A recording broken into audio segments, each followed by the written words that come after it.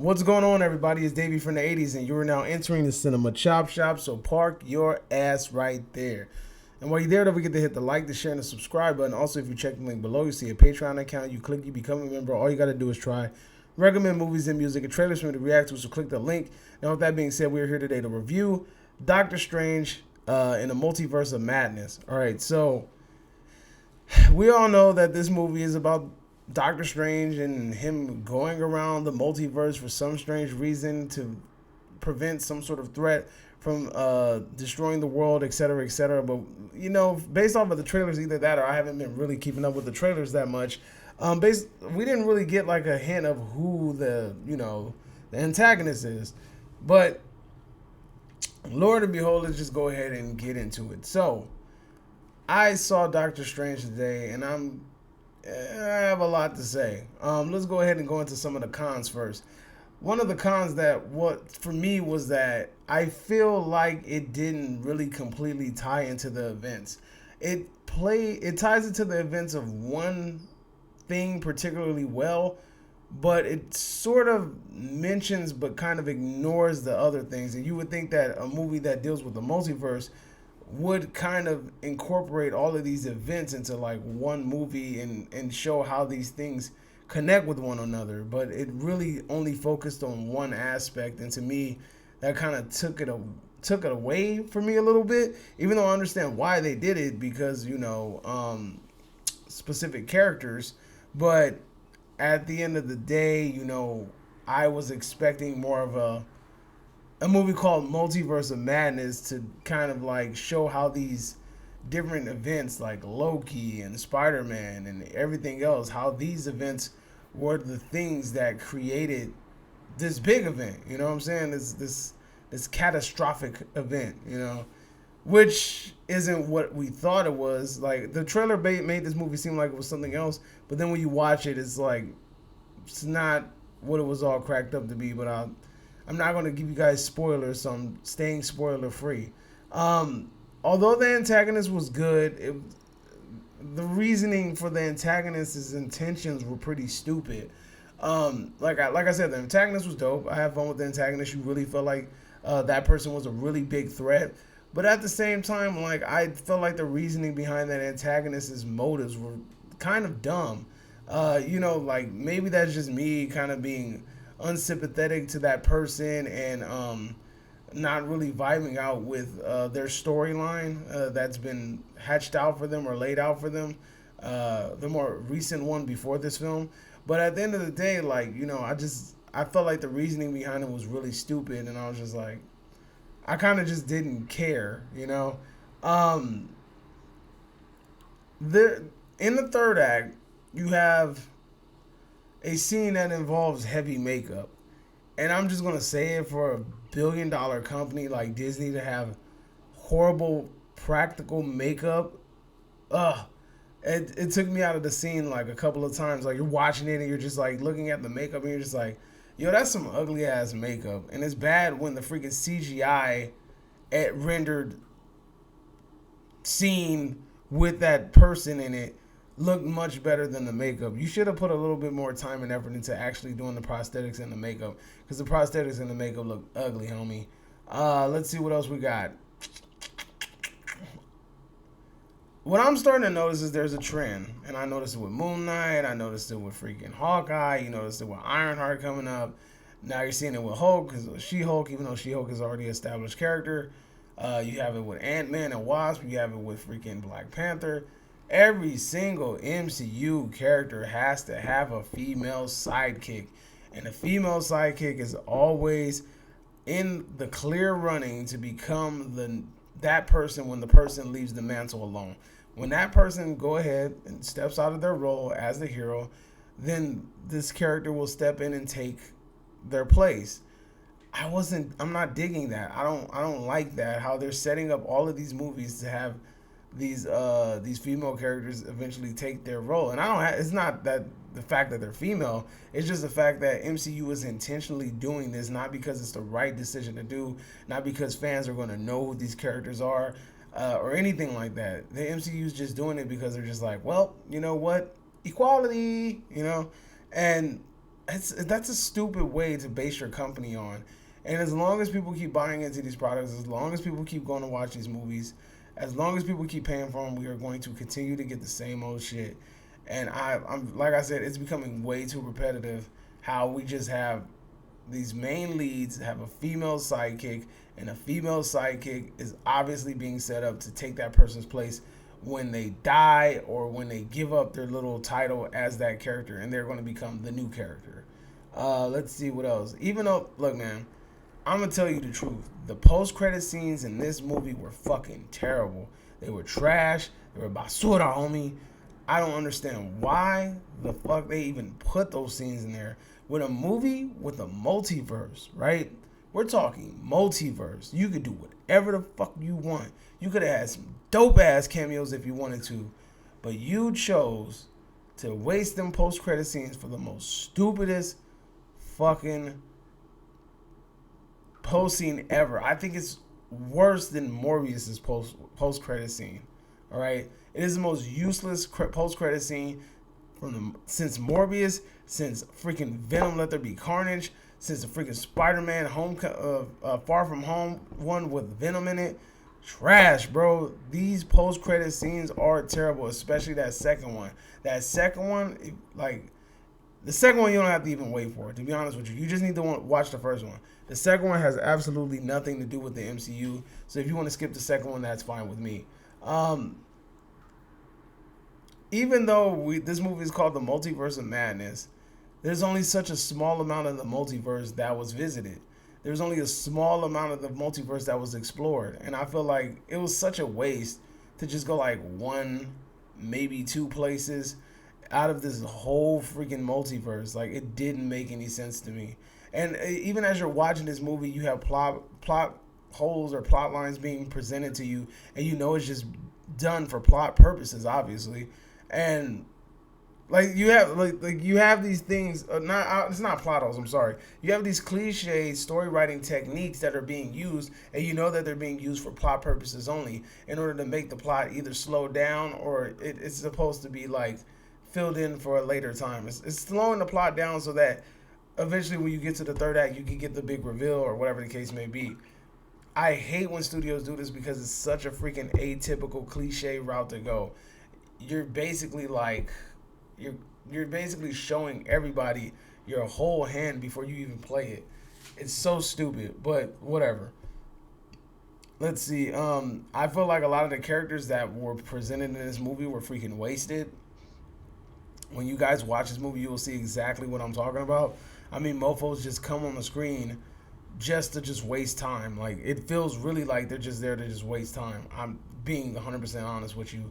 And then also, like, the cameos in this movie, to me, the cameos in this movie were weak. And I mean, if you've seen the trailers or the TV spots, and you've seen all the little things that have been featured in it, you're not going to get much more than that. I'm just going to keep it a buck with you. You pretty much know everybody that's going to be in this movie based on the trailers and little slowed down clips. This movie did not do what Spider-Man Far From Home did. It tried to like conceal it very well. They honestly just gave you tidbits and let the fans know this is what's going to be in it. There was no like surprise guest. There was no like, whoa, I didn't see that coming.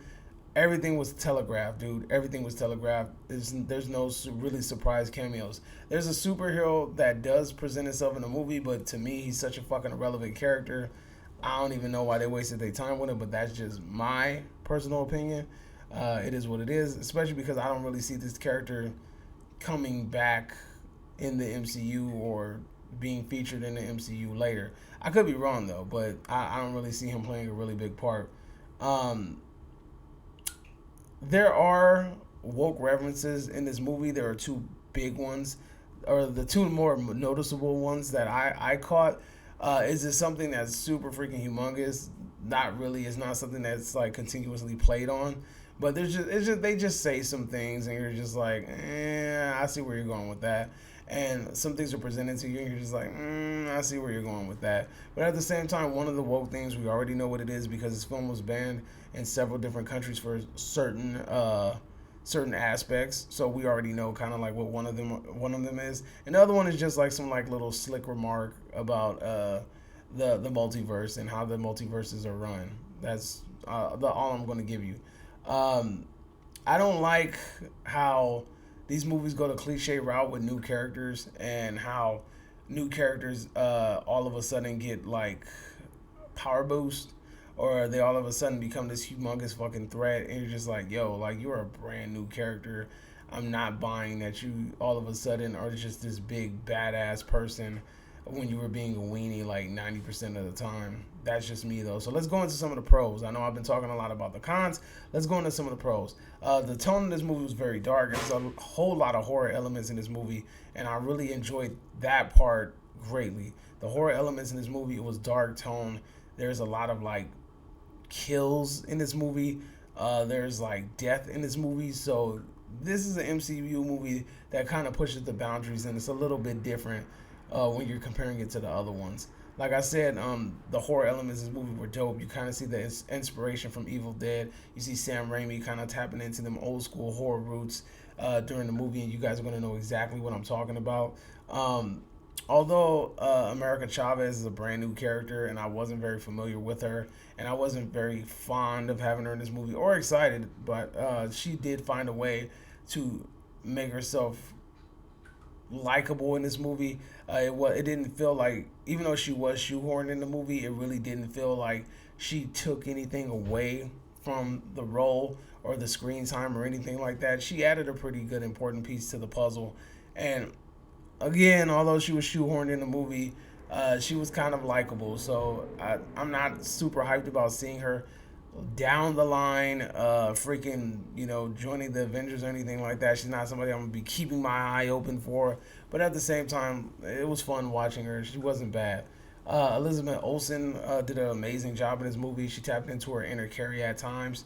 Sometimes she became freaking mortifying, like terrifying at some aspects. But kudos to her because she's really like embodied this whole role as a Scarlet Witch. So I'm digging it. There's a really good, once we all know that there's going to be multiverse travel in this movie, so I'm not spoiling anything. But there are scenes in this movie with multiverse, where the multiverse travel happens, and the way that that scene is shot is done in a freaking fantastic way. It looked really amazing, and I loved it. We saw bits and pieces of it in the trailer, obviously, where Doctor Strange is like cut into a million pieces, and he's like, "Ah!" That shit. But it goes deeper than that, and it does a lot of cool shit. So kudos to them for doing that. I believe Danny Elfman was working on the score of this movie, and he did a freaking fantastic job. And then there's also a scene in this movie that is specifically done to complement the score, and it's done so damn well. Kudos to the team for knowing what they got, something special with Danny Elfman. And Danny Elfman really brought that shit. That man really knows how to fucking create a really good sound for a movie. The cinematography looked good, and so did the CGI at times. There's this one particular scene that I can't really talk about, but there's like a blank background, and you like when you see what I'm talking about, it's a blank background, and then all of a sudden there's like color introduced into the scene, and when that color is introduced to the scene, it pops so damn much because it's such a void in the room, and you obviously see this color emerging from the back of the background. It's really dope though. Like I said, there's a whole lot of freaking horror elements in this movie. It does sometimes feel like you're watching like like a horror movie.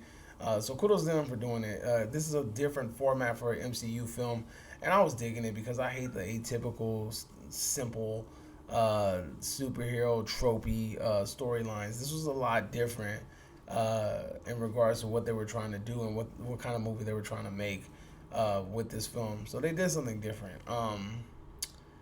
I know I had a lot of negatives to say about it, but like I always have a lot of negatives to say about these MCU films, especially when it comes to plots and stories and shit like that and writing. This movie, in my opinion, has better writing than No Way Home. That's just my opinion. It's even though it has its flaws, it's still one of a better story written films, and also it has some of the it's one of the more unique films, and I have to give it its flowers simply for being itself and being different. And Sam Raimi did that shit, even though there was a lot of wasted potential in this fucking movie. So here on the Cinema Chop Shop, we grade movies in three ways. Count them three ways: you either get bodied and sent to the bowels of hell, and I tell you shit's trash, or I tell you get a big fat meh, meaning was más o menos, mediocre, mid-range, mid-grade, all that bullshit. Or I tell you your movie was spared and I love it, I like it, I recommend for you to go see it. I'm going to have to spare this movie. He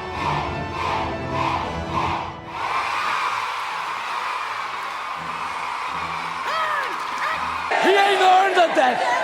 He ain't earned the death at my hands. God's only man, spared by the butcher.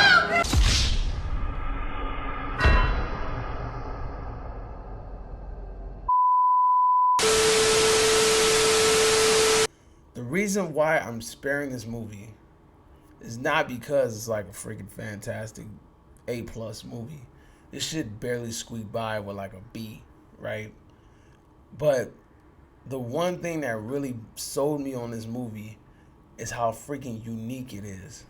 And although the storyline's lacking and I poked holes all throughout the movie, it still brought something unique to the Marvel Cinematic Universe.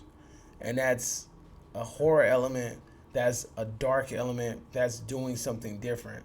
Honestly, I wish Moon Knight would have took it this far, but they didn't. And it's okay. Maybe next season.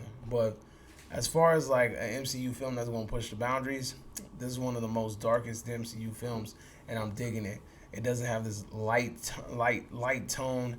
It goes light with the like jokes, and it's serious most of the way through. And the cast does a freaking amazing job at doing what they do. I love the antagonist. The antagonist did an amazing job. I just hated the fucking reasoning behind it, but that's okay. The score in the movie is freaking fantastic. It does everything that it needs to do. But at the same time, you know, you feel like you have more time to explore more things in this huge multiverse, and we didn't. And then also, I felt like we didn't really get a justifiable reason for this multiverse. So that's my review. Let me know if you agree or disagree, whatever the case may be. Drop it in the comment section down below. And you are now exiting the Cinema Chop Shop. Hope you guys are having a magnificent day. Adios, homies.